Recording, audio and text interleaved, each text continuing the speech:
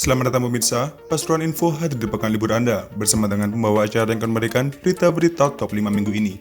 Dari ribuan buruh PT Karya Mitra Wadulewan karena tak terima gaji selama 5 bulan, hingga dua pria berpakaian hitam di Meci Colong Kota Amal. Inilah berita-berita yang akan kami sajikan.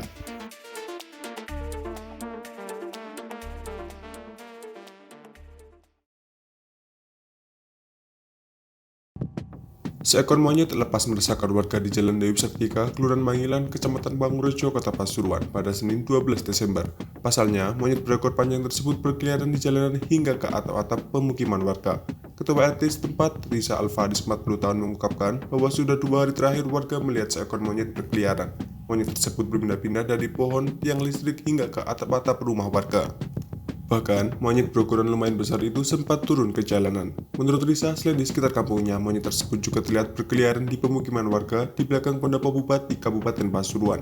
Warga juga bingung dari mana monyet itu berasal. Sepengetahuan Risa, tidak ada warganya yang pernah memelihara monyet. Dia mengungkapkan, untuk warga yang jadi korban diserang tidak ada, tapi dia khawatir jika monyetnya masuk ke rumah.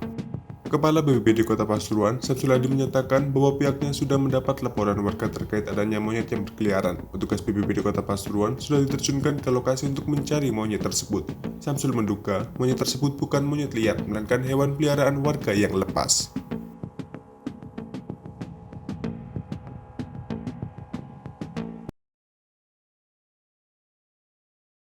Bupati Pasuruan Irsyad Yusuf mendapatkan anugerah Tanda Kehormatan Satya Lancana Wirakarya dari Presiden RI Joko Widodo. Tanda kehormatan tertinggi tersebut disematkan oleh Menteri Investasi Kepala Badan Koordinasi Penanaman Modal Bali Lahadalia pada puncak peringatan Hari Nusantara tahun 2022 di Kabupaten Wakatobi, Sulawesi Tenggara pada Selasa 13 Desember. Penganugerahan Tanda Kehormatan Satya Lancana Wirakarya itu diberikan atas jasa para penerimanya dalam memberikan dharma bakti yang besar kepada negara dan bangsa Indonesia sehingga dapat dijadikan teladan bagi orang lain. Untuk Bupati Pasuruan, Irsyad Yusuf dalam lampiran keputusan Presiden RI nomor 123 TK tahun 2021, Bupati Irsyad disebut telah berhasil memberikan kemudahan pelayanan kepada masyarakat pesisir melalui program inovatif Klinik Usaha Perikanan Maslahat atau NIKU Ikan Mas. Program tersebut dinilai berhasil memfasilitasi pengembangan usaha dan mempermudah akses permodalan melalui pembentukan Lembaga Ekonomi Pengembangan Pesisir Mikro Mitra Mina, BPN Mina Mandiri, dan Lembaga Pengelola Modal Usaha Kelautan dan Perikanan. Hasilnya mampu meningkatkan perekonomian dan kesejahteraan masyarakat pesisir. Atas penghargaan tertinggi tersebut, Gus Irsyad, Sahabat Akrab Bupati Pasuruan, mengaku bersyukur dan menganggap hal tersebut adalah bonus atas kerja keras semua pihak, yaitu bagaimana bisa memberikan pelayanan yang maksimal, khususnya meningkatkan minat masyarakat untuk berusaha di sektor perikanan, baik budidaya, tangkap maupun usaha pengelolaan dan pemasaran hasil perikanan.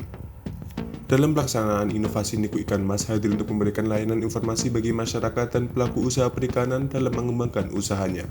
Para petugas siap memfasilitasi pelaku usaha perikanan dalam mengurus legalitas usaha dan sertifikasi pendukung lainnya, memfasilitasi akses permodalan di lembaga keuangan bagi pelaku usaha perikanan, hingga memberikan informasi peluang pasar.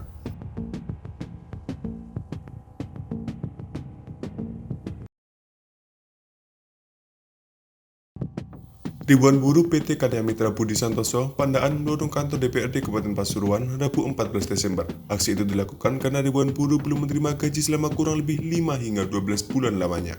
Ribuan buruh melakukan aksi demo dengan menggunakan kendaraan bermotor mulai dari truk hingga bus yang berjalan dari arah Pandaan menuju gedung DPRD Kabupaten Pasuruan sejak pukul 10 pagi.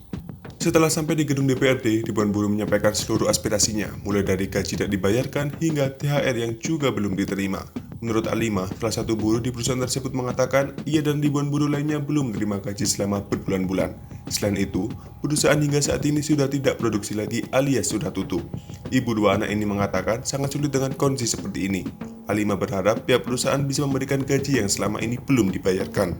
Sementara itu, Suryono Pane, kuasa hukum para buruh tersebut mengatakan ada kewajiban perusahaan kisaran 80 miliar rupiah lebih kepada buruh karya mitra ini. Nominal ini didapatkan selama gaji periode 2021 hingga 2022 yang tidak dibayarkan. Menurutnya, kedatangan teman-teman ke Dewan ini bukan langkah terakhir setelah beberapa upaya dilakukan ke dinas terkait maupun terhadap perusahaan. Oleh karenanya, ribuan buruh ini menuntut hak mereka yang sudah bekerja selama berbulan-bulan tetapi tidak dibayarkan oleh perusahaan.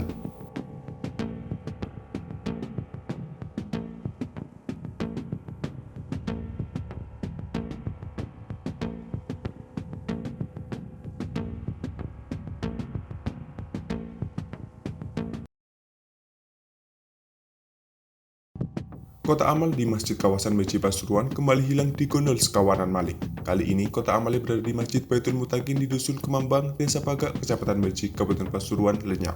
Kejadian ini terekam di CCTV yang terpasang di salah satu rumah warga yang berada di depan masjid. Terlihat ada dua orang pria yang memakai baju hitam dan membawa sarung dan kain hitam. Keduanya melakukan aksinya sebelum sholat subuh sekitar pukul 3:30. Saat itu terlihat kondisi di area masjid nampak sepi, tidak ada seorang pun yang berada di area masjid. Sulamianto, pengurus Masjid Baitul Mutakin, Kamis 15 Desember menjelaskan bahwa dalam kotak amal tersebut berisi uang kurang lebih Rp500.000. Dia mengatakan, jika kejadiannya tidak hanya sekali ini saja, tapi sudah ada beberapa.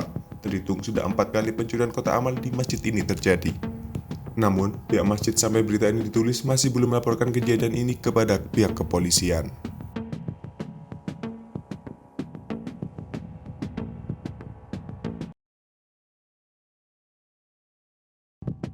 Pemkot Pasuruan berkomitmen dalam mewujudkan lingkungan yang sehat dan higienis. Melalui berbagai program perangkat daerah terkait, pemerintah daerah setempat terus berupaya merealisasikan jargon Pasuruan Resik ke dalam kehidupan nyata di tengah-tengah masyarakat.